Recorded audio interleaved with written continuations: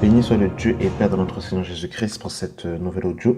Nous voulons parler aujourd'hui de l'égalité de l'homme et de la femme selon les Écritures.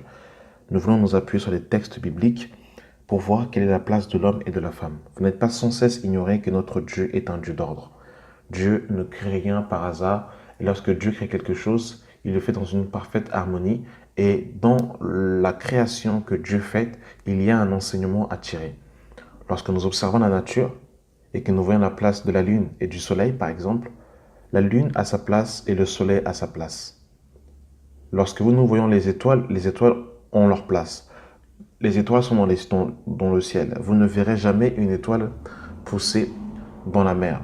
Vous ne verrez jamais un poisson nager dans les nuages. Vous ne verrez jamais un arbre pousser dans le ciel. Et vous ne verrez pas non plus, bien aimé dans le Seigneur, une rivière couler à partir, je ne sais pas, couler à partir d'un arbre, qui sort d'un arbre comme ça, une rivière qui coule à partir d'un arbre. Tout est fait, en fait, tout a une place. Lorsque nous observons la nature, lorsque nous observons le monde, chaque chose a été mise à une place bien spécifique par le Créateur.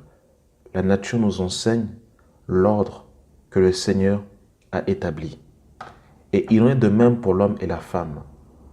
L'homme et la femme ont été créés par Dieu, mais l'homme et la femme ont une place bien spécifique que le Seigneur les a désignés, que le Seigneur les a attribués, les a consignés. Et l'homme doit être conscient de la place qu'il occupe. La femme aussi doit être pleinement consciente de la place qu'elle occupe.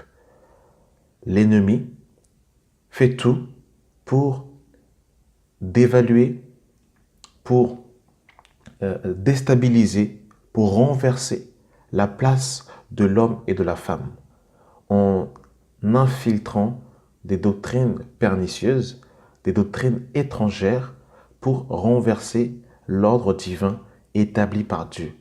Il est important que nous puissions rejeter les doctrines que Babylone nous a enseignées, rejeter l'enseignement que l'Égypte nous a communiqué, que Hollywood veut nous imposer, que l'éducation nationale veut nous communiquer. Il faut que nous puissions, bien aimés dans le Seigneur, être pleinement conscients de notre identité selon ce que le Créateur a réalisé, car il est l'architecte par excellence. Dans Genèse chapitre 2, à partir du verset 7, il est écrit « L'Éternel Dieu forma l'homme de la poussière de la terre. Il souffla dans ses narines un souffle de vie, et l'homme devint un être vivant. » Au verset 7 du chapitre 2, nous voyons la création de l'homme. Nous voyons l'homme être façonné par Dieu. Par la suite, au verset 18, Dieu va se rendre compte que l'homme était seul.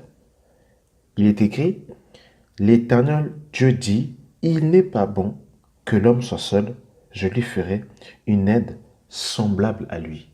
Une aide semblable à lui. Et là, au verset 18, nous avons une information très intéressante. Le verset 18 nous dit ici que la femme est une aide semblable à l'homme. Elle est une aide semblable, elle est une aide. Et ça, c'est très important de comprendre cela, que la femme est une aide, qui a été créée pour une aide. C'est-à-dire que la femme n'est pas en fait une esclave. La femme n'est pas un instrument sexuel. La femme n'est pas, comment dire, une sous-création, mais la femme est bel et bien une aide pour l'homme. Et ça, c'est très intéressant de le comprendre et de le saisir. Et vous, bien aimés dans le Seigneur, et l'Éternel Dieu dit, il n'est pas bon que l'homme soit seul, je lui ferai une aide semblable. Et semblable encore peut se définir par aide, secours, quelqu'un qui aide. Voilà comment aussi on peut Qu'est-ce que ça veut dire aussi littéralement aide? Et au verset 21 du chapitre 2, alors l'Éternel Dieu fit plonger un profond sommeil sur l'homme qui s'endormit. Il prit une de ses côtes et referma la chair à sa place. L'Éternel Dieu forma une femme de la côte qu'il avait prise de l'homme. Il l'amena vers l'homme, et l'homme dit, voici cette fois celle qui est os de mes os, chair de ma chair. On l'appellera femme parce qu'elle a été prise de l'homme. Donc nous voyons ici la manière dont Dieu va créer la femme. Il va prendre la côte de l'homme. Donc voyez-vous, la côte, c'est vraiment en fait, la femme est vraiment le vis-à-vis de l'homme. La femme est vraiment l'aide de l'homme. La femme est vraiment en fait le soutien que le Seigneur a donné pour l'homme. Lorsque l'homme va tomber, au chapitre 3, Dieu va donner des sentences. Et dans ces sentences, bien aimé dans le Seigneur, que le Seigneur va donner à l'homme et à la femme, eh bien, nous voyons la place attribuée à chacun d'entre eux. Nous sommes dans Genèse 3, le verset 16. Il dit à la femme, j'augmenterai la souffrance de tes grossesses. Tu enfanteras avec douleur et tes désirs se porteront vers ton mari, mais il dominera sur toi. Donc nous voyons en fait des choses très intéressantes au verset 16. On nous parle en fait des douleurs de l'enfantement, qui nous parle de la maternité, qui nous parle encore ici de la femme vis-à-vis de ses enfants, que la femme a un rôle à jouer dans l'éducation de ses enfants, dans, l'éducation qu'elle doit communiquer, dans les voies qu'elle doit instruire, qu'elle doit communiquer à ses enfants. Et nous voyons par la suite, et tes désirs se porteront vers ton mari, mais il dominera sur toi. Donc la domination que l'Écriture nous dit ici n'est pas une domination charnelle, une domination animale, une domination bestiale, mais on nous montre tout simplement que l'homme est le chef de la femme, que la femme doit se tourner vers l'homme, parce que l'homme est l'autorité, l'homme est la tête, l'homme est le chef. Et lorsque nous voyons et lorsque nous descendons au verset 17, et il dit à l'homme, puisque tu as écouté la voix de ta femme et que tu as mangé de l'arbre au sujet duquel je t'avais donné cet ordre, tu ne mangeras point, le sol sera maudit à cause de toi. C'est à force de peine que tu en tireras ta nourriture tout le jour de ta vie. Il te produira des épines et des ronces. Tu mangeras de l'herbe des champs. C'est la sueur de ton visage que tu mangeras du pain, jusqu'à ce que tu retournes à la terre d'où tu étais pris, car tu es poussière et tu retourneras à la poussière. Nous voyons ici que ce qui va être attribué en fait à l'homme, c'est le travail. Le travail, le pain que l'homme doit ramener à la maison, le fait d'être en tête pour sa famille, de garder sa femme, de garder justement ses enfants, d'en prendre soin, de la même manière qu'au verset, que dans Genèse chapitre 2, hein, eh bien Dieu avait mis l'homme dans le jardin pour qu'il puisse le garder et le cultiver.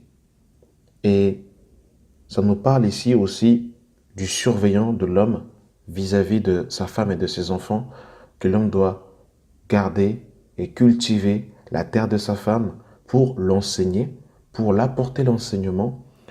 Donc ici, le pain dont il est question, on nous parle du pain physique et aussi du pain spirituel que l'homme doit justement apporter à sa femme.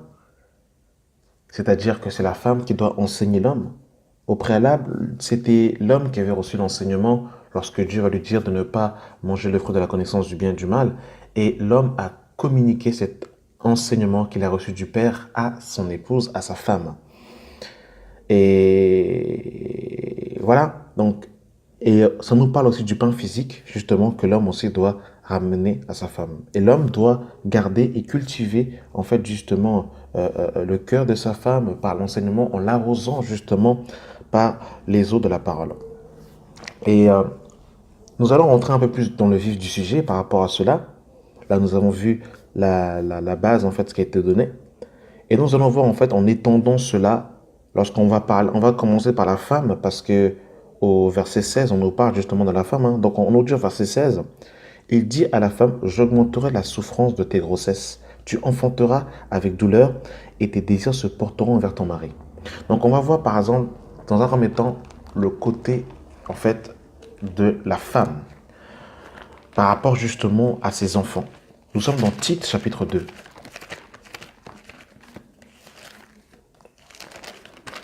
Dans Tite chapitre 2, le verset 3, dit que les femmes âgées doivent aussi avoir l'extérieur qui convient à la sainteté, n'être ni médisantes, ni abonnées aux excès de vin, qu'elles doivent donner de bonnes instructions dans le but d'apprendre aux jeunes femmes à aimer leur mari et leurs enfants, à être retenues, chastes, occupées aux soins domestiques, bonnes, soumises à leur mari, afin que la parole de Dieu ne soit pas blasphémée.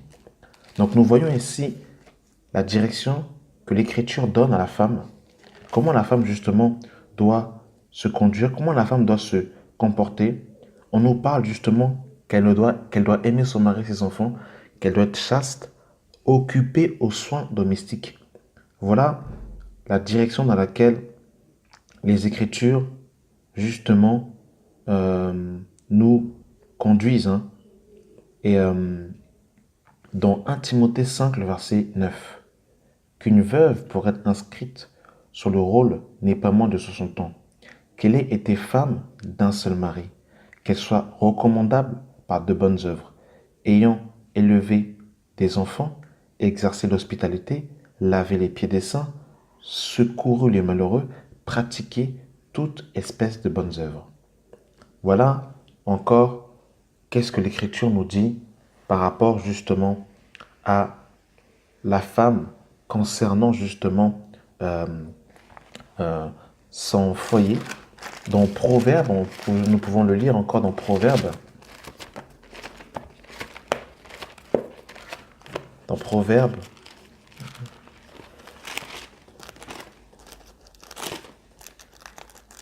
alors Proverbe,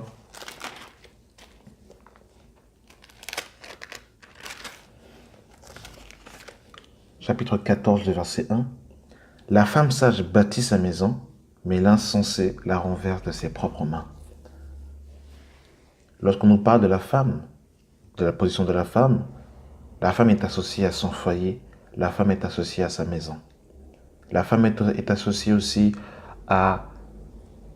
au fait d'aimer son mari, de s'occuper de ses enfants, d'être chaste, occupée aux soins domestiques. Voilà ce que l'Écriture nous dit, voilà ce que l'Écriture nous enseigne. Bien-aimés dans le Seigneur, voilà la direction des Écritures. Et ça, c'est très important de comprendre cela, afin de ne pas justement aller outre mesure et de donner une autre direction que l'Écriture ne nous a pas donnée. Dans Genèse 3, le verset 16, où nous avons lu précédemment, où nous avons vu que les désirs de la femme se porteraient vers son mari, par rapport à l'enseignement dont nous avons parlé, nous sommes dans 1 Corinthiens,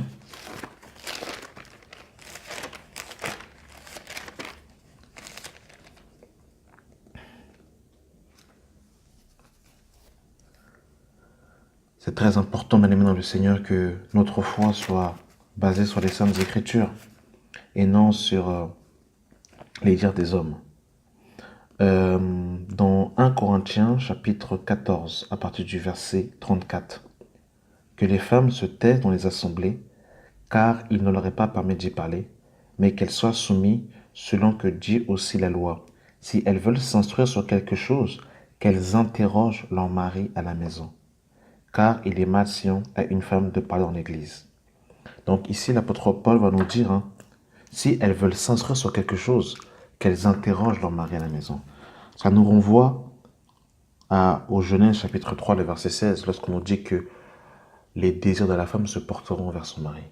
Lorsque Paul ici dit que les femmes se taisent, ici, on ne parle pas d'être muselé, parce que une femme peut prier, une femme peut prophétiser, une femme peut chanter, une femme peut encourager, une femme peut manifester les dons de l'esprit dans 1 Corinthiens chapitre 12.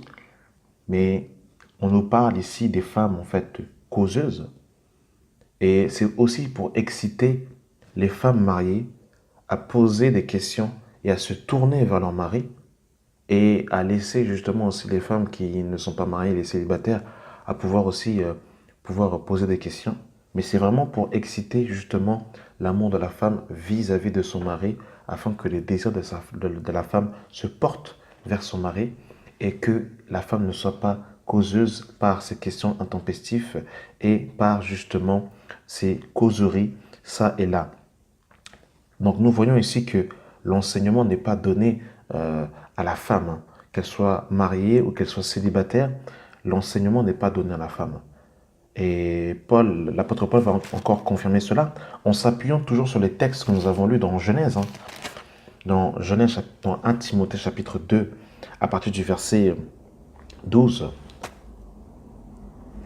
Je ne permets pas à la femme d'enseigner, ni de prendre l'autorité sur l'homme, mais qu'elle doit demeurer dans le silence. Et Paul va se référer justement au texte de la Genèse que nous avons lu précédemment, contrairement à ce que on nous enseigne aujourd'hui, en disant que lorsque Paul disait cela, il parlait en fait de l'église d'Éphèse, parce qu'à Éphèse, il y avait des femmes prostituées, parce que c'était un contexte particulier. Ça n'a rien à voir avec un contexte historique. L'apôtre Paul va s'appuyer sur le gouvernement de Dieu en faisant référence au texte de la Genèse. Au verset 13, il est écrit « Car Adam a été formé le premier, Ève ensuite. Ce n'est pas Adam qui a été séduite, c'est la femme qui a été séduite, s'est rendue coupable de transgression. Elle sera néanmoins sauvée en devenant mère si elle persévère avec modestie dans la foi, dans la charité et dans la sainteté. » On voit maintenant le Seigneur ici, ça n'a rien à voir avec un contexte historique comme on veut nous faire croire en disant que ce contexte s'attribuait exclusivement aux femmes d'Éphèse, aux femmes de Corinthe, et qu'aujourd'hui ce passage ne s'applique plus. Et lorsque Paul dit cela, il remonte tout simplement dans la Genèse, au Béréchit, au commencement des choses, et il remet tout simplement en place le rôle et le gouvernement de Dieu. Voyez-vous maintenant le Seigneur? Voilà ce que l'Écriture nous dit. Voilà ce que la parole de Dieu nous enseigne. Et ça, c'est très important de comprendre cela. Pour ne pas justement aller outre mesure et ne pas justement dire des choses que la parole n'a pas dites. Nous avons vu tout à l'heure dans Genèse chapitre 3, le verset 16, par rapport à la femme, quand on nous parlait des douleurs de l'enfantement. Et la Bible répète à maintes reprises que la femme justement devait en fait s'occuper de ses enfants. Nous voyons dans l'éducation des enfants, par exemple dans 2 Timothée chapitre 1, à partir du verset 5, il est écrit « Gardons le souvenir de la foi sincère qui est en toi, qui habite d'abord dans ta grand-mère Louise et dans ta mère Eunice, et qui, j'en suis persuadé, habite en toi. » Donc, quand on relit le contexte, ici Paul s'adresse à Timothée. Timothée qui avait en fait une mère qui était juive et un père qui était grec. Et la maman de Timothée a transmis à son fils la foi en fait dans un Dieu unique, donc la foi en fait dans les textes en fait hébraïques. Et la mère de Timothée avait elle-même reçu ça de sa maman. Sa maman va le communiquer à sa fille et sa fille va le communiquer à Timothée. Donc dans l'éducation des enfants, on voit que Timothée va recevoir de sa mère en fait la foi en fait qui va habiter en lui, qu'il avait reçu de sa grand-mère, de sa mère et quand sa mère lui a communiqué. Oui, bien aimé dans le Seigneur. Et l'Écriture nous dit encore dans Éphésiens, Éphésiens chapitre 5.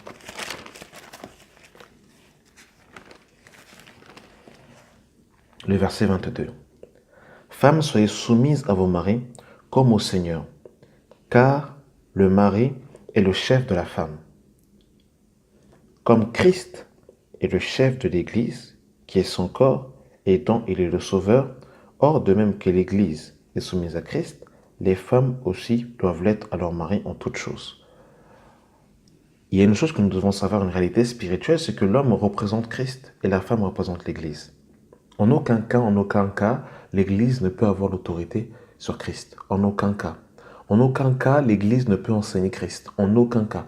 En aucun cas, l'Église peut donner une direction à Jésus. En aucun cas.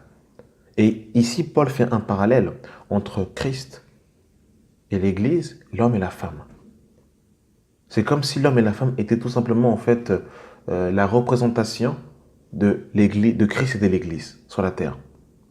Et l'Église, l'homme et la femme doivent refléter cet parfait équilibre. C'est pour ça que je disais précédemment que quand Dieu crée quelque chose, il le crée dans un parfait équilibre pour un enseignement. L'homme et la femme sont tout simplement à refléter justement ce lien, cette harmonie qu'il y a entre Christ et l'Église. Le verset 25, on nous dit « Marie, aimez vos femmes, comme Christ a aimé l'Église, et s'il livrait lui-même pour elle, afin de la sanctifier, après l'avoir purifiée par l'eau de la parole, afin de faire paraître devant lui cette Église glorieuse, sans tache, ni rien de semblable, mais sainte et irrépréhensible. C'est ainsi que les maris doivent aimer leurs femmes comme leur propre corps. C'est ainsi que les maris doivent aimer leurs femmes comme leur propre corps. Concernant les hommes, on nous a parlé de la nourriture, que l'homme justement devait travailler à la sueur de son front.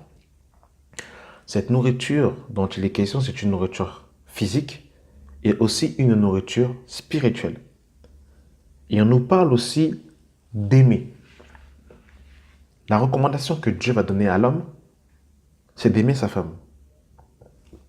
Mais pas comme Hollywood nous a enseigné, aimer sa femme comme Christ aimait l'Église. C'est-à-dire d'être capable de mourir pour sa femme, de l'aimer. Et en fait, un homme qui aime sa femme, on n'a pas besoin de dire à un homme ne frappe pas ta femme, n'insulte pas ta femme, ne trompe pas ta femme, ne lui manque pas de respect. Parce que si l'homme comprend véritablement qu'est-ce que c'est aimer, dans l'amour, il y a l'absence du mal. Dans l'amour, il y a l'absence en fait de l'adultère, il y a l'absence des injures, des insultes et de toutes ces choses.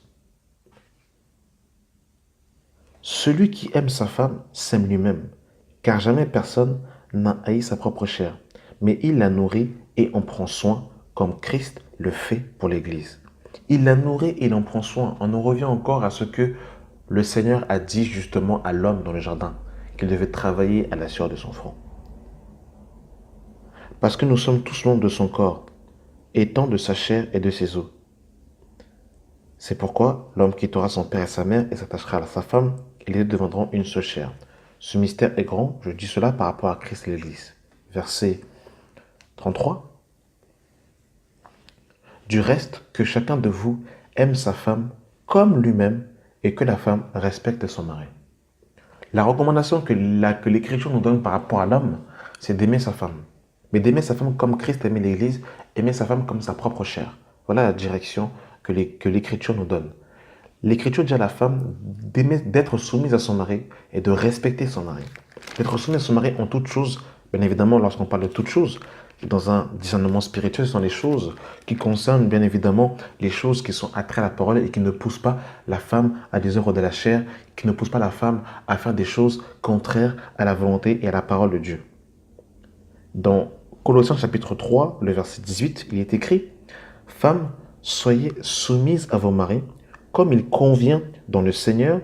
Maris, aimez vos femmes et ne vous aigrisez pas contre elles. » La douceur, le fait de parler à la femme et de considérer que la femme est un vase fragile, que la femme est a une nature plus délicate que l'homme, eh bien, en fait, l'homme doit comprendre cela.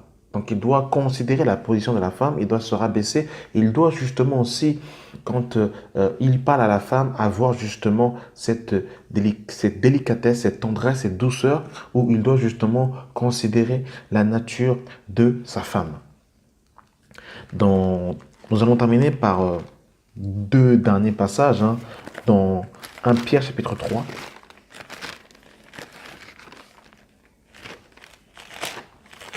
Dans 1 Pierre 3, le verset 3. Femmes, soyez de même soumises à vos maris. Donc vous voyez, c'est la notion de la soumission revient encore. Contrairement à ce que Babylone veut nous enseigner en disant, si ton mari dit A, tu peux dire B. Tu peux insulter ton mari, tu peux injurer ton mari, tu peux le chasser, tu peux le faire décomper de la maison. Ça, ce sont des enseignements impies, des enseignements de Babylone, des enseignements qui viennent de Satan et que véritablement, mes sœurs en Christ doivent véritablement vomir de leur entendement parce que ce n'est pas de Dieu. Toiser son mari, insulter son mari, le manquer de respect et de dire par la suite, je suis soumise à Christ, parler en langue, attacher le voile, le serrer sur sa tête et d'insulter son mari, ça, ce sont des choses qui sont véritablement du diable et qui ne sont pas de Dieu. Et si véritablement les sœurs en Christ sont dans ce genre d'attitude, qu'elles doivent se repentir. Qu'elles doivent se repentir et demander pardon au Seigneur et pardon à leur mari. Et bien évidemment, par la suite, nous parlerons aussi des hommes, hein, pour ne pas que parler de la femme. Voyez-vous, femmes, soyez de même soumises à vos maris, afin que si quelqu'un n'obéit point à la parole, qu'il soit gagné sans parole par la conduite de leur femme, en voyant votre manière de vivre chaste et réservée. Donc on voit en fait la condition de la femme, elle est chaste et réservée. Et non cette parure extérieure qui consiste dans les cheveux tressés, les ornements d'or ou les vêtements qu'on revêt, mais la parure intérieure est cachée dans le cœur, la pureté incorruptible d'un esprit doux et paisible. Donc nous voyons que dans l'Écriture, la femme vient d'un endroit secret. Lorsque nous nous souvenons dans Genèse chapitre 2, le Seigneur va endormir Adam. Et il va tirer la femme d'un lieu secret, de la côte de l'homme. L'origine de la femme, c'est le secret, c'est l'intimité, la discrétion. C'est là l'origine de la femme. Donc une femme en Christ, une femme en Jésus-Christ ne cherchera pas à se mettre en avant, ne cherchera pas à être exposée, ne cherchera pas à être vue, mais elle cherchera en fait l'intimité, la discrétion, la sobriété, le fait d'être réservée, d'être docile, d'être cachée, d'être sobre. Et vous, bien aimé dans le Seigneur, juste une petite parenthèse par rapport à cela. Je pars dans Colossiens chapitre 3 pour confirmer en fait, hein, la position de l'Église, parce que la femme est considérée aussi comme l'Église. Colossiens 3, le verset 1. Si donc vous êtes ressuscité avec Christ, cherchez les choses d'en haut, où Christ est assis à la droite. Affectionnez-vous aux choses d'en haut et non à celles qui sont sur la terre, car vous êtes morts et votre vie est cachée avec Christ en Dieu. Donc l'Église est cachée en Christ. De la même manière qu'une femme va être cachée derrière son mari. Parce qu'elle provient d'un endroit secret. Elle provient d'un endroit qui n'est pas vu. Elle provient d'un endroit caché. Donc, l'émancipation de la femme qui pousse la femme à sortir de sa cachette, ce n'est pas de Dieu. Et lorsque nous disons cela, eh bien, nous sommes taxés en fait de machos. Moi, je dirais tout simplement en fait que c'est les hommes qui vous poussent en fait à sortir de vos cachettes, eh bien, sont en train d'enseigner des doctrines de démons et ils vous poussent à désobéir à Dieu tout simplement. Voilà. Que Dieu nous aide. Du verset 4, je relis. Mais la parure intérieure est cachée dans le cœur, la pureté incorruptible d'un esprit doux et paisible, et qui sera d'un grand prix devant Dieu. Ainsi se paraissaient autrefois les saintes femmes qui espéraient en Dieu, soumises à leur mari, comme Sarah, qui obéissait à Abraham et l'appelait son Seigneur. C'est d'elles que vous êtes devenues les filles en faisant ce qui est bien, sans vous laisser troubler par aucune crainte. Marie, montrez à votre tour de la sagesse dans vos rapports avec vos femmes. Donc voyez-vous ici, bien que l'homme ait l'autorité, ça ne c'est pas l'autorité comme le monde veut nous enseigner. Ce n'est pas une autorité dictatoriale. Fais ci, fais ça, fais ça, fais ci. Des directions sans en fait rapport en fait comment dire d'amour. Ce rapport où l'homme en fait sait en fait descendre dans son cœur et parler à la femme avec docilité, avec amour, avec respect.